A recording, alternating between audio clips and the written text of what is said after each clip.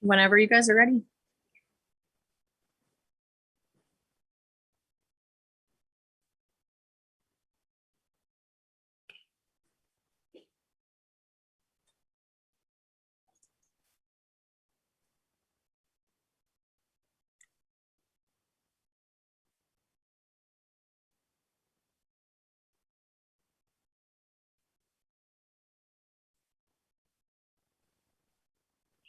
On the first one? Can you bring it back to the first slide? Yeah. Thank you. Ready?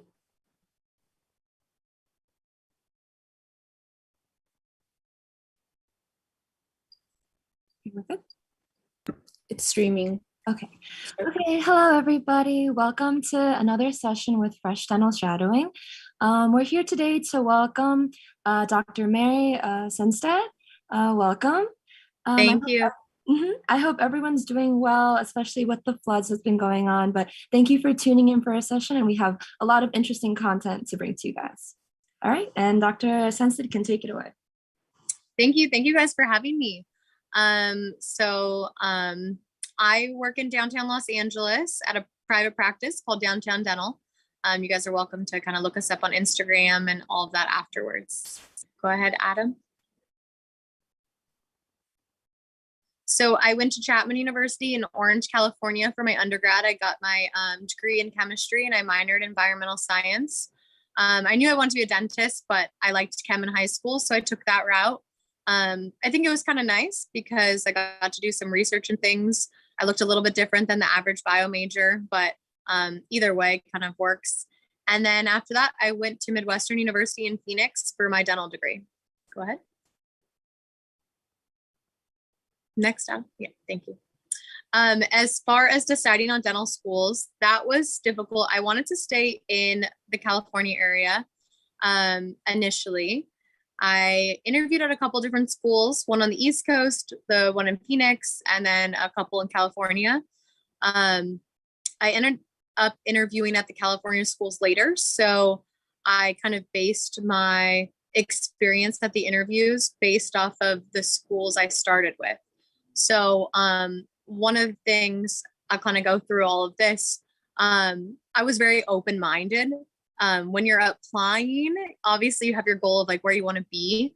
But when you get your first interview, you're like, okay, you got to make that a good situation because what if that's the only interview you get? So for me, some of the things I learned kind of to start looking for when deciding on dental schools, once I started interviewing, I could compare them to each other. Some of the things that kind of helped me make my ultimate decision, first was clinical experience, knowing what you're going to be doing and how many procedures you're going to be doing is super important. Certain schools, their patient population, you either need to find your own patients in the end, or you don't have as many patients, or patients come and go, you have to share. There's certain procedures. So knowing what type of patients, how many patients are available, what's a number, roughly the number of crowns you'll be doing by the time you graduate. Do you think you're going to need to do an extra year of like a general practice residency in order to go out and start working? Those are important things to kind of be asking students when you're interviewing, like current dental students there, and then even just when you're doing your actual interview. For me, I didn't have really much dental experience. I went to undergrad, and then right out of undergrad, I went to dental, and I knew I wanted to be a dentist when I was a kid, but I didn't have any opportunities really to work in offices other than the shadowing. So I didn't necessarily know questions that I needed to ask until I had started going to a couple schools for interviews. So knowing really out of the gate, will you be able to practice dentistry the day you graduate? Or are you not going to be experienced enough based off of what the school's providing for you is super, super important. That changes a little bit if you want to go to residency, if you want to specialize, if you want to be like a root canal specialist and do endo, the number of crowns you do when you graduate doesn't really matter because you're going to go learn that in your next chapter. If you want to do general, getting that basic experience right away is super important. On top of that, knowing what type of experience you're going to have. So the school I ended up deciding to go to had a ton of technology. It was a pretty new school, and they kind of spared no expense as far as certain things go. And I'm going to talk a little bit more about technology as we go on. And I'm sure there's different levels of kind of what everyone knows about dentistry. As far as technology goes, just like a rough basics, some schools let you place implants, some schools don't. Every school probably mentions that they, allow students to place implants, but how difficult is that? How realistic is that? Is every student placing them before they graduate? These are like important things to know if it's something you want to do in your practice in the future. Another thing that's important as far as like deciding on schools, certain schools have different outlines for courses. Some are pass fail, some are grade based. The way they do the first 2 years, that's when you're really doing like the basic science stuff. The way they outline that is going to affect your quality of life, in dental school. So, also guys, feel free to stop me at any time if you have questions about anything. Some schools do like a problem-based learning, where they talk about, they study a certain topic and they kind of come up with problems and solve those problems about that. Some schools will do, they'll do a course on biochemistry, and you'll take biochem for like a quarter and you do all the biochem or all the anatomy and whatever time slot they give you. The program I ended up deciding to go to did basically body systems, and you would do a body system. You would do in like a couple, like in a time span. So however many weeks it takes to get through that system. So say we did, like respiratory system, we would do the histology for that system. We would do the anatomy for that system. We'd do the biochem for that system, all within the same time. So you're not learning a bunch of different systems and different, the histology at one time for a bunch of different things. So I think it helped it flow and kind of fit in a lot better for me as far as studying. So asking about how courses are organized is very important as far as like how you're going to be studying. Are you going to have like 15 midterms in 1 week, or are you going to have a weekly test? That is very different too with, your lifestyle. Are you going to be studying every single week for 2 years? Or are you going to be studying crazy for 5 weeks out of those years? It's very a different approach to things. So knowing how they set up those first 2 years, it's not as important to what you're going to get at the end of the day. That's just helping you pass boards. But it's also your sanity too. So knowing how they organize stuff is super important. Another thing is obviously faculty to student ratio. I'm sure you guys are already thinking about that with undergrad. How important that is that to you? If you're having difficulty in clinic or in sim clinic, like how many faculty are able to really spend the extra time with you? In clinic, that's super important because when you're doing fillings, for example, you need faculty to be there when you start. You need them to check that all the cavities removed. You need them to check the filling. You need to grab faculty every couple, steps. And if there's only one faculty for 30 students, that takes a lot longer, and that's going to slow down how much you're able to do. So that goes back into your experience of like, how many crowns can you do, or how many fillings can you do, extractions, whatever, before you graduate. So the less faculty, obviously, the harder that's going to be. And then just how accessible those faculty are too is important. Something to look into if you out of the gate, like I want to be a surgeon, or I want to be an endodontist or root canal specialist, or if you want to specialize or even have an idea that you really need to probably be doing some research in dental school. So choosing a program that has a lot of research opportunities is a good thing to look out for. If you're not interested in specializing, then that doesn't really apply. I did a lot of research in undergrad. I initially thought I wanted to do ortho, ended up taking like the first ortho lecture and thought it was the most boring thing ever.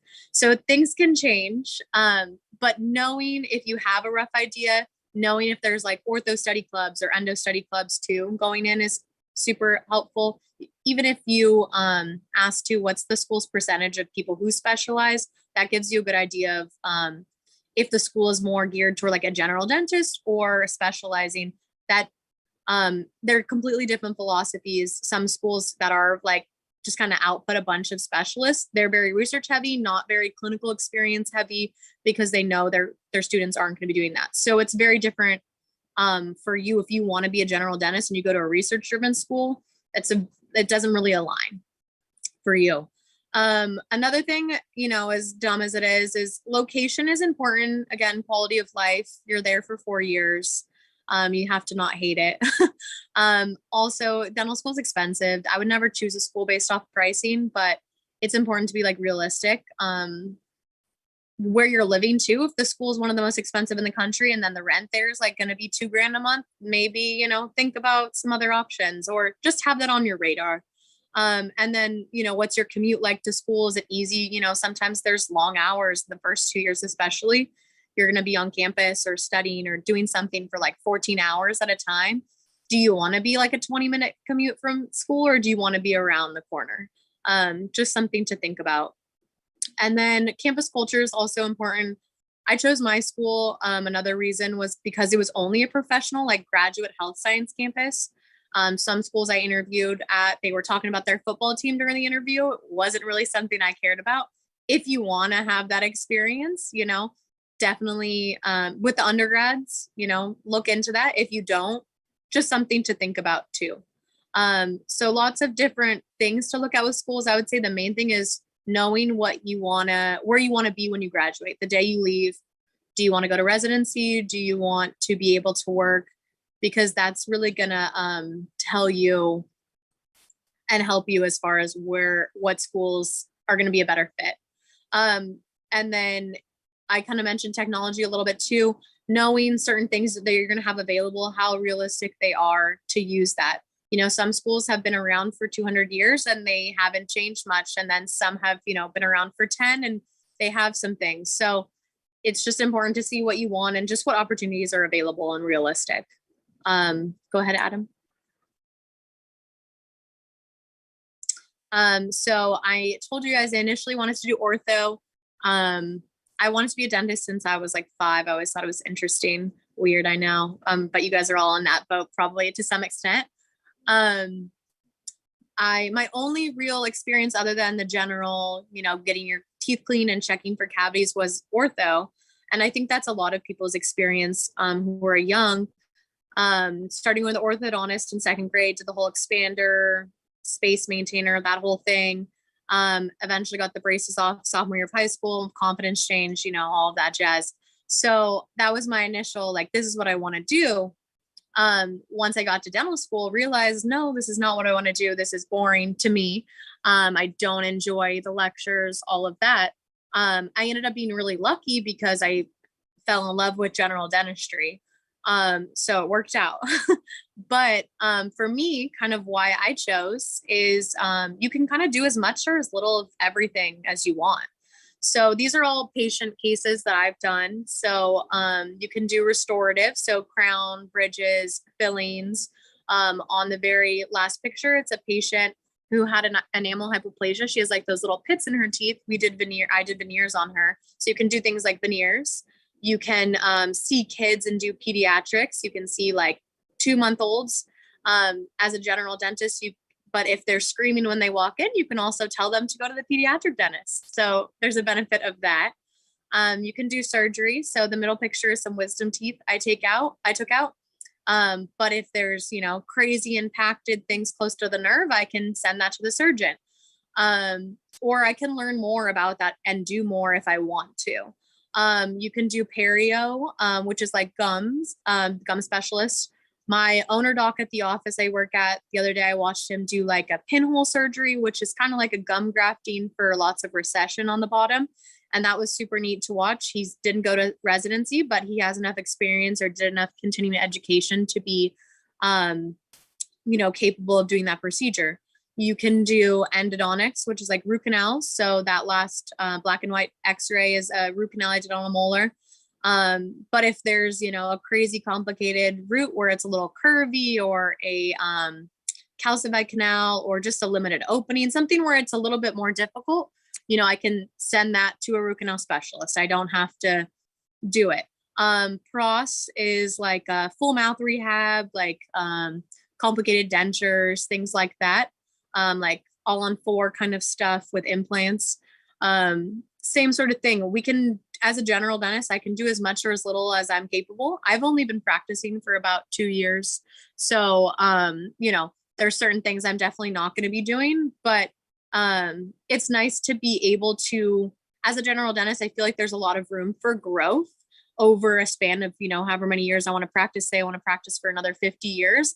I can learn so much more and, not be bored and expand my like repertoire of skills for a longer period of time, where if I'm just like doing endo root canals forever, I would get a little bit bored, I think, doing the same thing every day. Always going for the root canal or surgery, I feel like is a little bit more complicated and you can kind of have some fun doing that. And there's lots of different types of things you can do with surgery. It's just, another like 4 or so years. So, I've loved general. I'm happy I did it. It worked out well for me. I also love getting to know my patients. That's something super important for me. With a lot of the specialists, other than like pediatrics and ortho, you don't get to know your patients as much because you maybe see them for one thing. So wisdom teeth, often the patient's asleep for an oral surgeon. And if they do see them awake, it's taking them out, maybe seeing them for the checkup after. The root canal, someone comes in with a toothache, you do the root canal, you send them home, you don't really see them again. So I really love building that relationship with the patient. And that's something that was important to me. So being a general dentist, you're able to see someone for years and years and years and see families and see, a large range of ages. I think that's pretty special. So it worked out for me, but there's lots of options. Go ahead, Adam. So my practice that I'm working at now, it's a private practice in downtown LA. It's that brown building on the screen. Super cool area right by all the museums. If you've ever been to LA, that like there's that Disney concert hall. It's a cool shape building that's like right down the street, like 2 blocks. So it's a fun range of patients. So some of the things, I've worked at a couple practices or interviewed at a couple practices too, to kind of have just a rough idea of like what to look for, what not to look for. As far as this job, I absolutely love it. Some of the reasons I love it is I have an awesome mentor doctor. The owner doc owns a couple practices. He's been practicing for about 25 years. He does, so that's awesome. He does everything, which is really cool. Like I said, I got to see him do this gum procedure I haven't even seen in school by like periodontists. So I'm able to witness kind of a lot of cool dentistry through him, but also I'm able to try things because I have someone. If, for example, I need someone to bail me out or I'm having a difficult time with the root canal, I can have him pop in, or I can run through treatment plans that are maybe a little bit more complicated with him. I think that's something that's really nice to have as a newer dentist.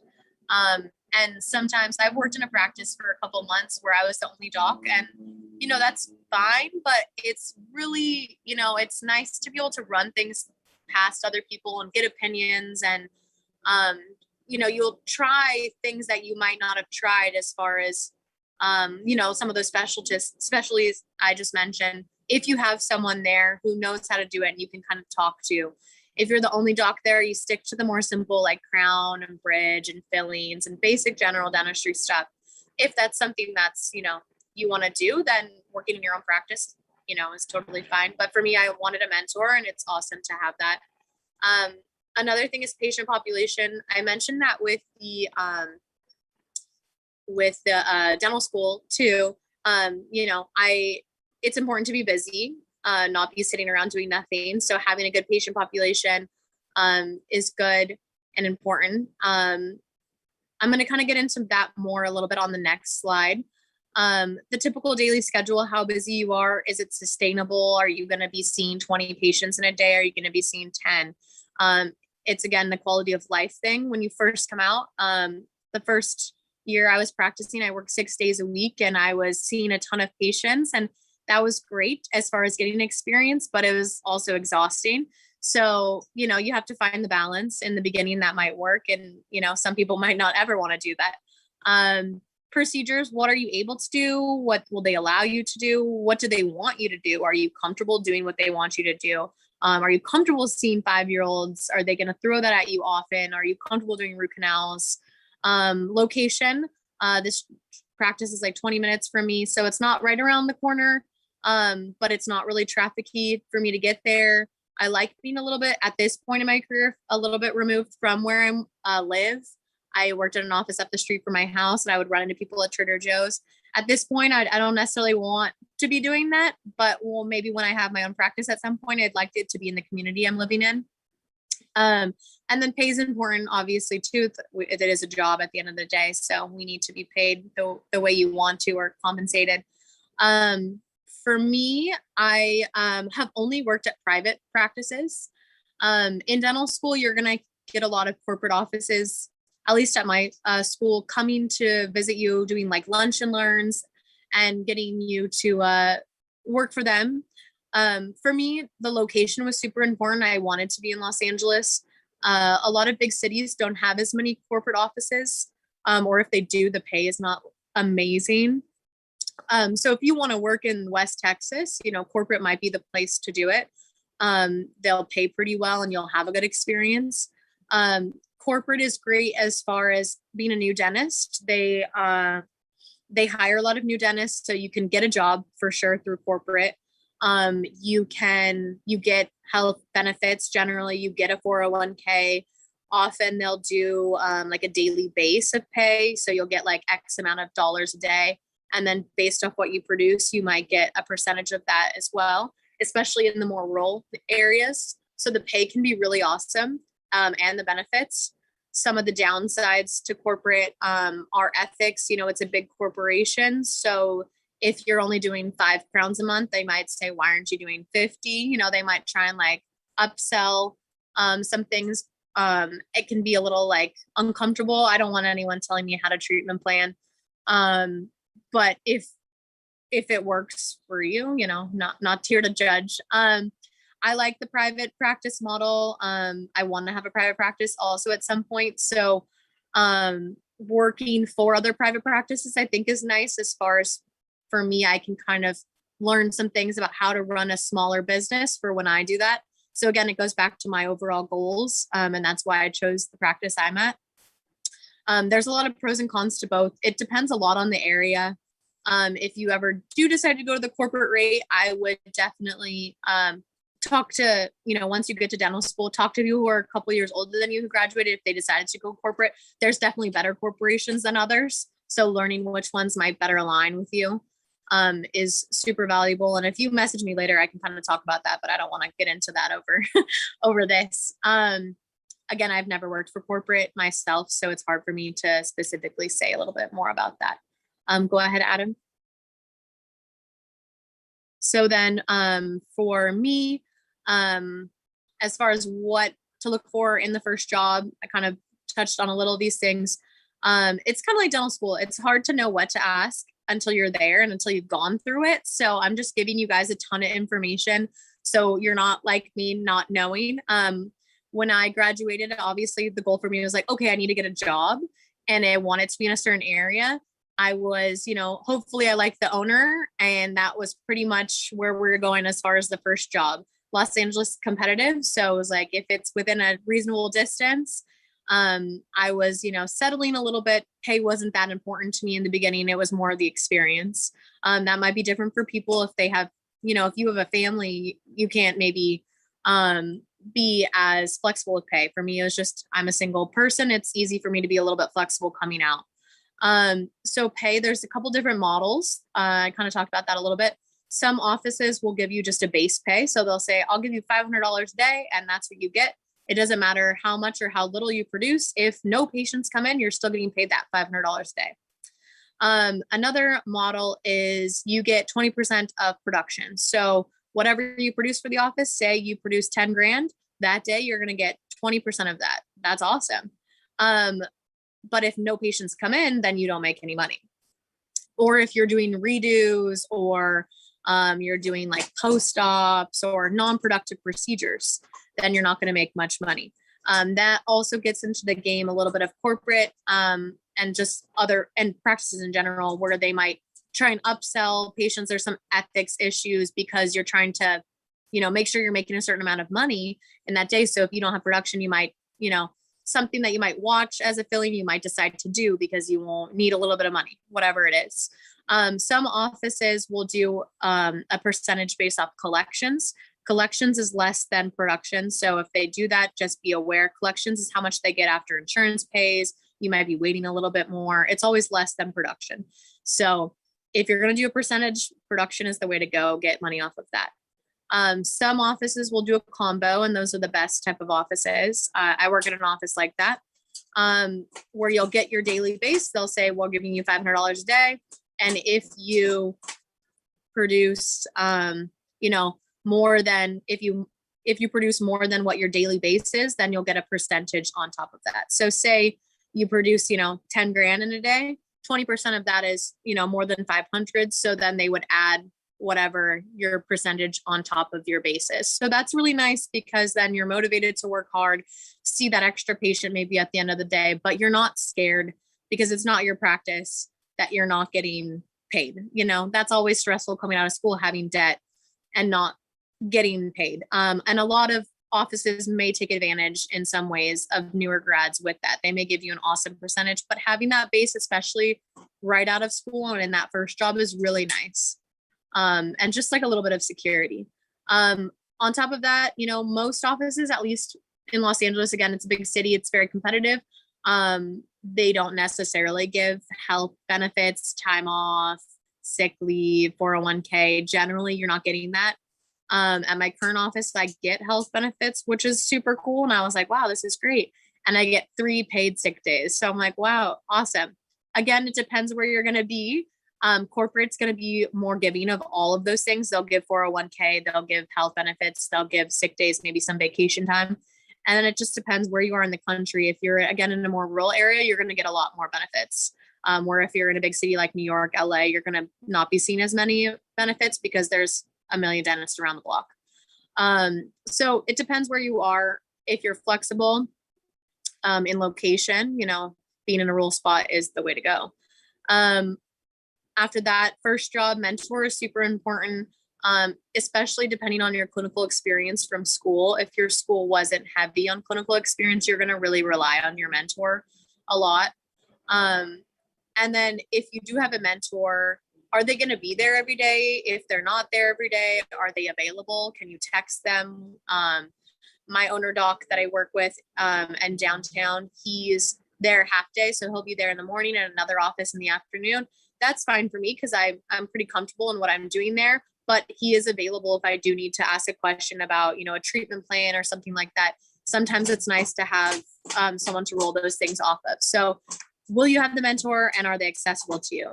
And then if there are more than one doc, if there is more than one doc in the office, how are procedures allocated?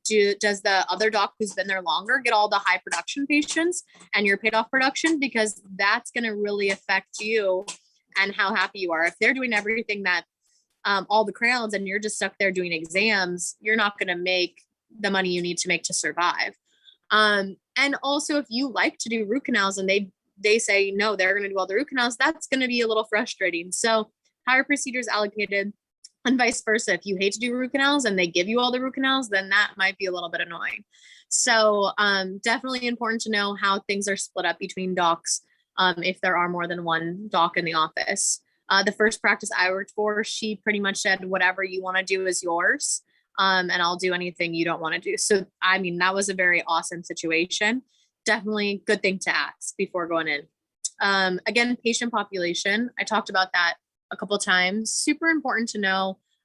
First off with that is age. Are you working with kids? Are you working with geriatrics? In school, we worked with a lot of elderly patients. They have different type of teeth than middle-aged patients, 20-year-old patients, or even 5-year-old patients. I didn't really do much in school. We had like pediatric rotation, but I didn't do many procedures on kids until private practice.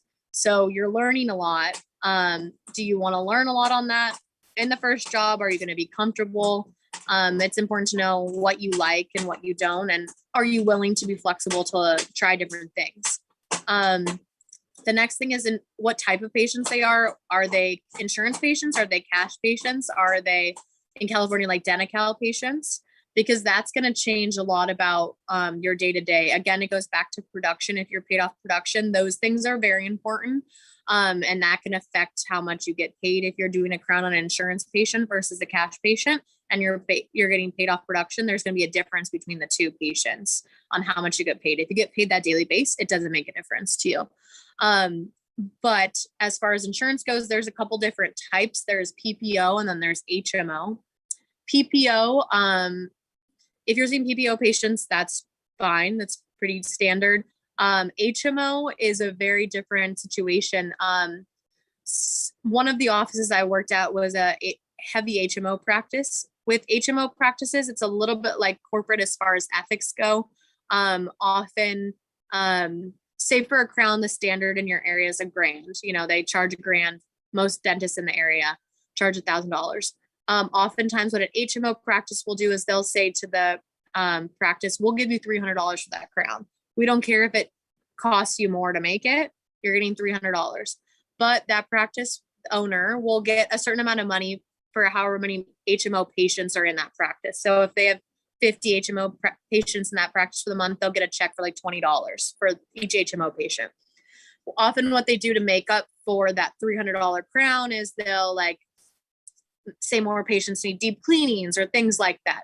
So working for an HMO can be a little dicey ethically. Also with HMO and Medicare patients in general, you're going to be seeing a larger number of patients because the procedures are worth less.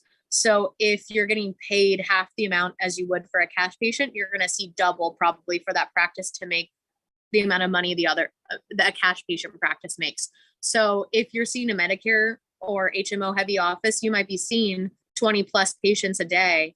Where if you're in a very cash based practice, you could easily be seeing under 10 patients a day and making maybe more money than that person seeing 20. So that also just, again, goes back to lifestyle. Are you, going to be exhausted seeing 20 patients like multiple times daily? Most likely at some point you will be. So is that something sustainable for you? Is that okay for you in your first job? Do you want to just see heavy numbers? Because that is awesome for a first job, to just see as many patients as you can, get as much experience as you can, just knowing you're going to be working harder for about the same or less money. Again, what are common procedures for that patient population? If you're in a low income area, you're going to be seeing more extractions, more root canals, maybe more dentures, more partial dentures, where if you're in a high income population, you might be seeing more whitening, more veneers. So what is something you want long-term? What's your goal? If you want to be doing aesthetic dentistry, maybe working in a low income area isn't for you. Or if you want to be doing a lot of extractions, maybe working in a high income area isn't for you. Going back to the procedures again, what are you comfortable with out of school? What do you want to do more of? Is there potential to do that in the practice? Did you get a lot of root canal experience in school? Do you want to do more of that? Is your mentor there able to help you? Are there patients who need those procedures? And are you challenged? Are you doing the same thing every day and not really getting anything out of it? Super important. Probably should have been the first one. What are the practice values and their treatment planning philosophy? What does the owner consider something they watch versus what they put a crown on versus what they put a filling on? Sometimes it's nice to kind of just run through some examples of what they've planned and see if it lines up with you. Make sure you're a good fit in that aspect. Are you too conservative or too aggressive? Because that's going to be really confusing for the patients if you're very different than the other providers in the practice. And then it can cause some tension with you and the other providers if you are, sorry, I'm trying to brighten up here. If you are very different. On top of that, is there a hygienist? We went to school to do dentistry, not to do cleanings. Are you okay doing cleanings? Sometimes offices won't have as many hygienists because you can do an exam and a cleaning as opposed to paying for a hygienist. So asking that is super important, especially if you don't want to be doing any cleanings. And if so, is it something you're going to end up doing at some point? If, say, for example, a hygienist is out, well, you still have to do those cleanings. Super important one I didn't really realize until I started working is what's the staff turnover? how long have the assistants been working there?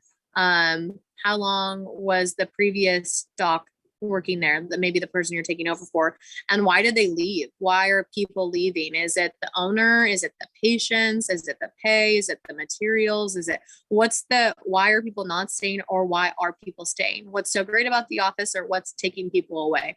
That's going to tell you a lot. If staff is leaving left and right every couple of months, it's not a place you need to be or want to be. It's not worth whatever pay or whatever they promise you. There's a reason that that's happening. Pretty obvious one, just checking Yelp reviews. I mean, those can be hit or miss, but it's definitely a good idea if you are going to work in an office that has a ton of bad ones. Probably not great if they have a ton of good ones, nice. And then materials and labs. Do you have any say on some of the materials you're going to be using? Are the materials good quality? In school, often you get a lot of great materials. You're paying a lot of money, so they give you a lot of great stuff and you can try a bunch of stuff. Where in private practice, it's expensive. So that's not always the case. Does your owner doc value those things? Corporate, you're going to have a lot of good materials. That's another positive. Where in private practice, they might skimp on some things. So that's something to look at. And then labs, do you have any say in who you work with for what cases, or do you even use a lab or stuff in-house? Go ahead, Adam.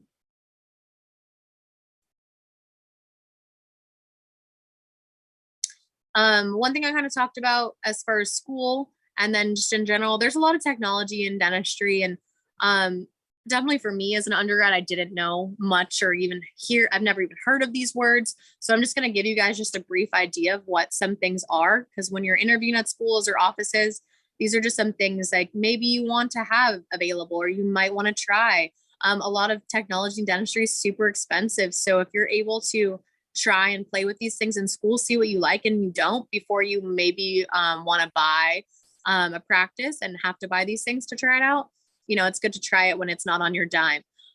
So CAD/CAM and CEREC, same sort of thing. I'm going to get into those a little bit more towards the end. Basically, it's the process of making like a same day crown for a patient, which is awesome. As far as schools go, almost every school has these. How much are you able to use them and how easy is it to use them is something super important to ask. For me, in my clinical education, we had very, very easy access to those things. So in my last year, pretty much all the crowns I did were with CAD/CAM or CEREC, which was awesome. So looking into that is just having these buzzwords is going to be helpful for you guys. Implant planning with CBCT. So something for practices, and then in school in general, is there a CBCT? A CBCT is kind of this image that I have at the bottom, that X-ray. It's a 3D X-ray, shows you a ton of information about a patient, more than just obviously their teeth. You can learn a lot about their sinus, their TMJ. Learning how to read these is going to be super cool. In school, they'll go over that.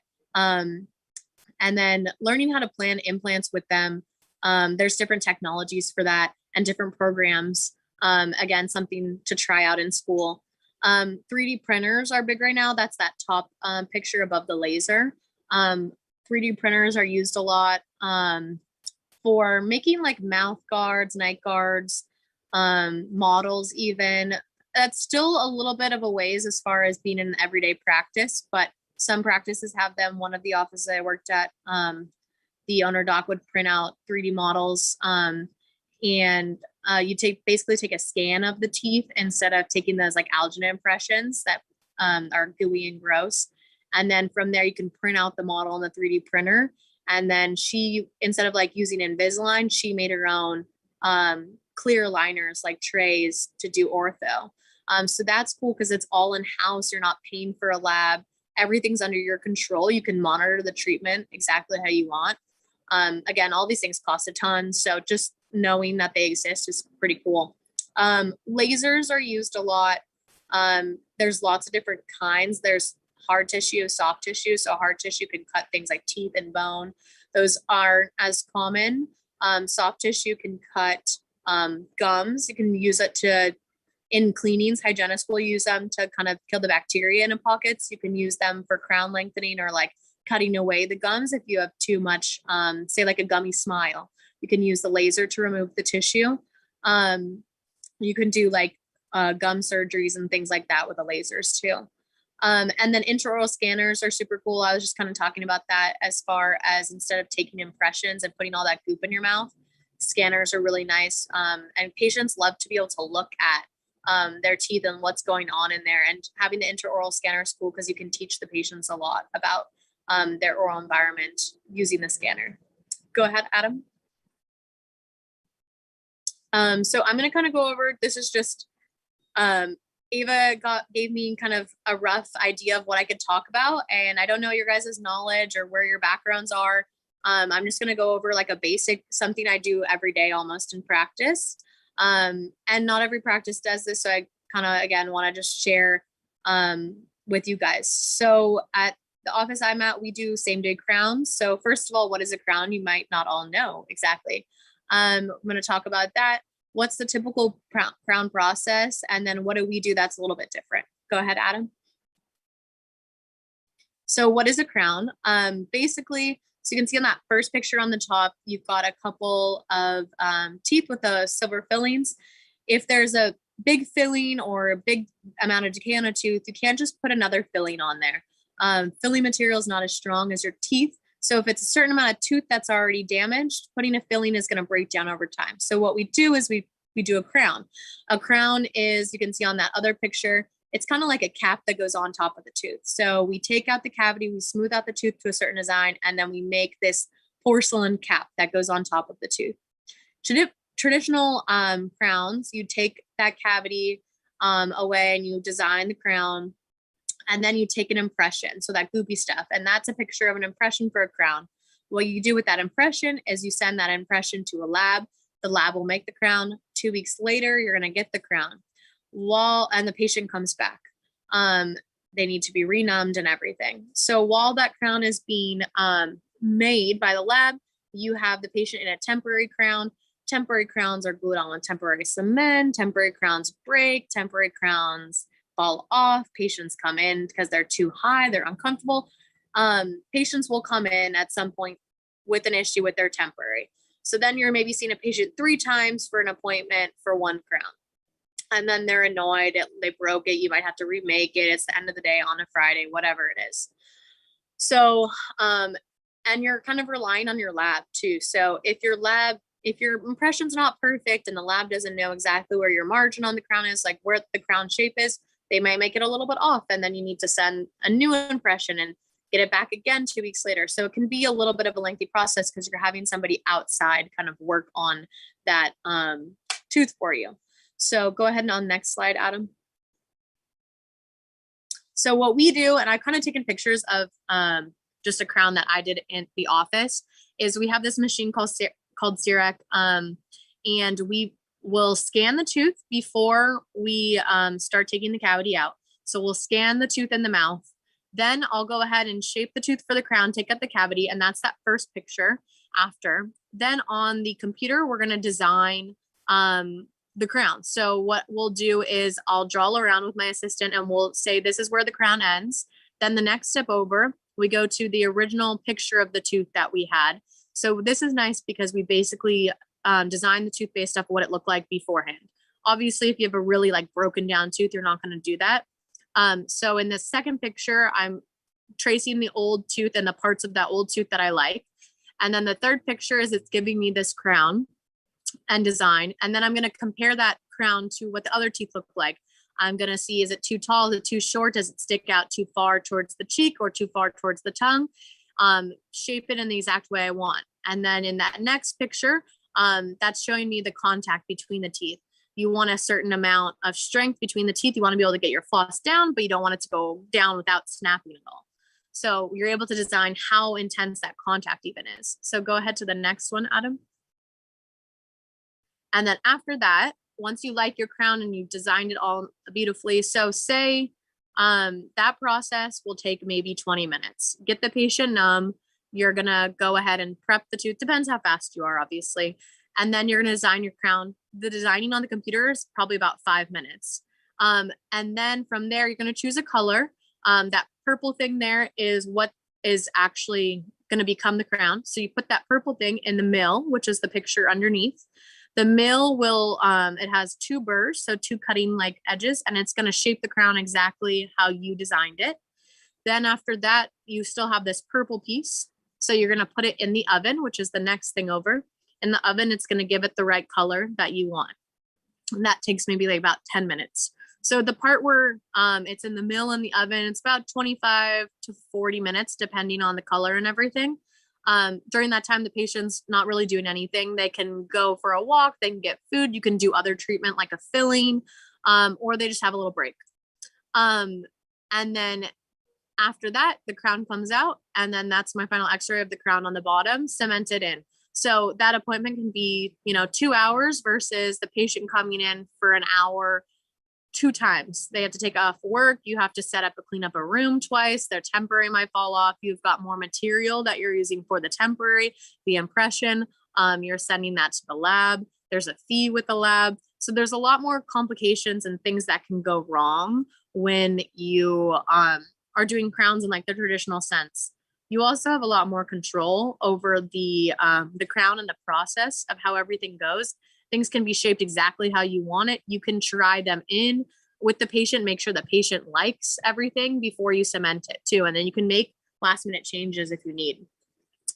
So that's kind of how we do crowns. And it's pretty common, I would say. It just depends. A lot of corporate offices, also another positives, they have great technology and they'll do things like this. They'll do same day crowns. So if that's something that is fun or interesting to you, or you like the design aspect, if you're into like video games and stuff like that too, a lot of those types of people enjoy the design feature. So that's kind of awesome. Adam, go ahead to the next. So that's it for me. I gave you guys a ton of info. Whatever questions you guys have, I have my social media stuff at the end. You're welcome to follow or just message me. I've been through the dental school process. So if you have questions about like interviews, if you have questions about your application, don't ask me about the DAT because that's been a minute, but anything else other than that, I'm here and willing to kind of answer and help you guys. All right. Thank you so much for that, Dr. Senstad. That was a lot of information sent back. Yeah. It was definitely something I haven't heard of a lot, or I don't hear a lot of doctors talk about corporate versus private. So that was an interesting thing to listen to. And it was definitely a lot of insightful stuff. And I just wanted to comment that I love that you want to interact with your patients, because that's something that I want to have a lot when I like get there someday. Yeah, so, good. That's awesome. And then like talking back to when you were saying like, oh, some doctors see like 20 patients a day or some doctors see 10. I understand that a lot of dentists suffer from like physical fatigue on their body, whether that be like back pain or like hand pain. How do you personally deal with that, or how have you seen other people handle it? So when I first started out, I worked for an office that saw a lot of lower income, like insurances and Medi-Cal. So I would see a lot of patients, and I was working like 6 days a week. So it would definitely get to me. Your back starts to hurt. You get tired. You physically, like, there's so many little details that you're dealing with and so many patients. And aside from the actual dentistry aspect, you're involved in these people's lives. So it's like remembering things about them, or making sure they're getting what they want out of everything, or knowing that they're anxious to be there. All of that stuff starts to weigh at you. So you need to find the balance, obviously, of like knowing I can't handle that many patients in a day, or if you can physically, it's going to get to you at some point. For me, stretching is super good. I do yoga like stretches sometimes in the mornings. I try to every day. Don't always get to it. And then honestly, massages, every 2 months or so, I usually go for a massage just to really like work everything out. Yeah. Sounds like a great idea. Yeah, exactly. Okay. And then, so going all the way back to when you're talking about dental school, you mentioned a lot about what made you like want to choose one depending on the scope of their curriculum and what they said that they would prepare for you. But after finishing school yourself, what was something that you found that you weren't prepared for that surprised you? Okay. I think some of that is the first time you're really doing something, kind of knowing when you're done. So in school and with dentistry in general, it's so small. and it's so nitpicky. And in school, you know, they critique every little thing. Like it's never going to be perfect. You're not a computer. So knowing like your judgment and knowing, hey, like this is good. This is acceptable clinically. This is the best thing. It's not worth the patient being here another 30 minutes for me to make this perfect. You know, you're not getting a grade on it. It's good enough. You know, obviously you want to do your best every time, but it also comes down to the speed of service and how quick you're doing things for patients. Because if they're super anxious, they're not going to care how pretty it is. They care how long they were there. So knowing kind of when to call it, also knowing when to ask help. Like if you're in over your head, maybe with a root canal or an extraction, knowing when to say, hey, you know, to your mentor, like, I need you to come in. Yeah, I don't want to have to ask you, and I probably could figure it out. But again, going back to the patient in their best interest, it's better if I get someone to pop in so they're not here for, you know, a couple hours. Totally get that. Yeah. Okay. Yeah. That's some insightful stuff there. And then you mentioned like different clubs, like ortho clubs and like periodontist clubs on campus. Did you find that the culture there was very collaborative? Because I know some dental schools are super competitive, or the social life isn't exactly there like that. Right. Was that something that you experienced, or? Yeah, that's a great question. Something super, when you're interviewing, you have a chance to talk to students and stuff in the program. Definitely something to ask how everyone is. It's a competitive environment or not. For us, it was awesome. We all had like a Google Drive. Basically, we would make study guides together as a class. So we're all studying off the exact same thing. So if, for example, there was a question that we all kind of didn't really understand on a test, then most of us, 90% of us, were getting it wrong, and they might throw out that question because we're all studying the same material. It wasn't very competitive. I also went to a school where most of us wanted to be general dentists. So that plays into that. If everyone wanted to be an oral surgeon, I imagine it'd be more competitive because you're competing against each other to get those few spots. Even, you know, with our school, we had people who did surgery, went on to surgery, but they still participated in all the things we did. There wasn't that competition, but I'm sure they just put in that extra time to really make it happen for them. So for us, that worked out really well. I know some schools it's not as sharing is caring kind of. So another thing to kind of ask. Yeah, thanks for that. Yeah, I always wondered what it was like there, because I know getting in is very competitive, but what was like after? Right. Some of the people, especially if they want to do general at that point, they're like, hey, I've made it. Like, I'm going to do what I wanted to do. And now it's no stress. Like, you pass and you do the best you can, but it's not as like stressful because there's not that next step, you know? So it's in some ways it can be a little bit more, well, it's not relaxing. It's dental school, but it can be a little bit calmer than undergrad because you don't need to get an A in every class. And that's always hard for us type of people to realize too, but it's a little bit less stressful in that sense. Okay. That's a little relieving. Yeah. Okay. And then,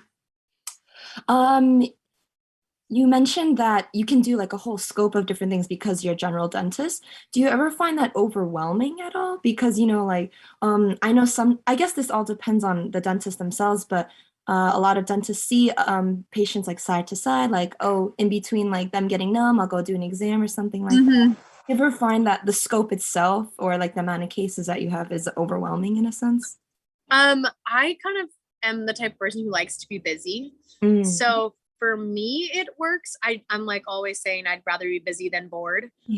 So seeing 5 patients at a time versus seeing, you know, an exam in an hour, I'd rather do the 5 patients at a time any day. Again, that goes back to the sustainability thing. You know, if 50 years from now, if I'm still practicing, I don't think I'm going to be able to say that I want to see 5 at a time. There's a healthy balance for everyone. I think right now at this point in my career, it's exciting to have such a wide scope because I know there's so much potential for whatever I decide to do. And if I decide I like a certain scope more than others, I'm just going more into that. I think for patients, at least, it's really nice to do everything in one place. I don't think patients love to have you say, hey, you need to get this root canal done there, and you need to get your extractions done here, and then you can come back here for the crown. It's a little bit annoying. They might go to a place that does it all, so they don't have to keep driving and meeting different people. So I think it's nice to be able to take care of someone completely. Also, if one provider or 2 providers are seeing a patient, you have a lot more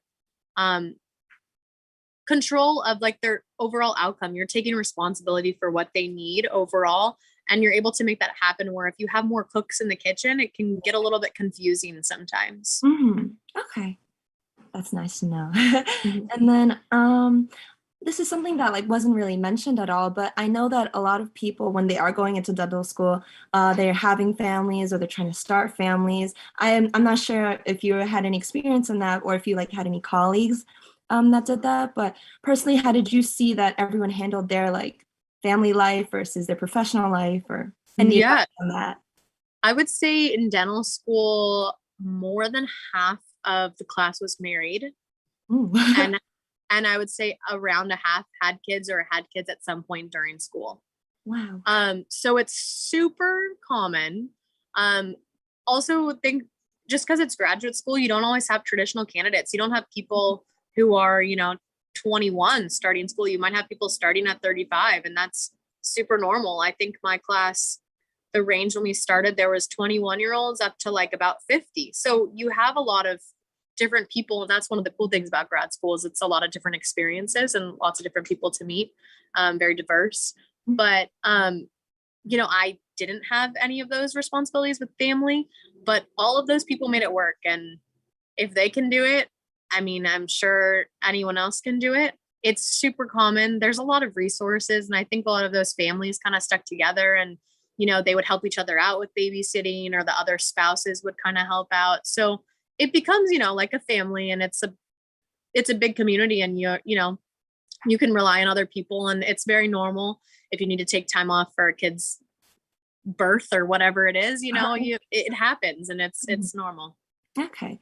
And then I guess for the final question of this session, just for all of the pre-dental students out there listening in, do you have any thing that you wish you did more before the dental process or before your interview, or something that you just wish you had that extra advice for? Yeah, I wish I had talked to more people. I didn't have anyone in my family who was a dentist. I didn't really know what to ask, just because I just didn't know what to ask because I didn't know anything. So that's kind of why I just threw a bunch of information at you guys. So you're at least like hearing some things and you have some idea of something to ask. Honestly, just like reaching out to anyone who went to dental school. If there's any sort of weird connection where your sister's cousin is in dental school, reach out, because generally these people are very social. Like dental is a thing where you're interacting with people. So most dentists, I would say, are pretty social people, at least in this generation. Yeah. So most of them are willing to help and give you some feedback. So use the resources you have and reach out to people and do more research, or go into that random office, even though it's awkward, and just kind of like walk around and see what's going on. Familiarize yourself with stuff, because in your interviews too, they're going to be asking dental related questions. And if you have no dental knowledge, like that, those are going to be harder questions for you to kind of get by. Yeah, totally get that. All right. Well, thank you so much, Dr. Senstad. It was a wonderful session. There was a lot of information that was given, Yes. but I found it very helpful, and I'm sure that plenty of people watching that saw it will find it helpful too. So we thank you for your time. Of course, you guys, no problem. Good luck with everything. Let me know if you guys have any questions in the future. Of course, of course. Thank you so much then, and I hope everyone else has a good evening.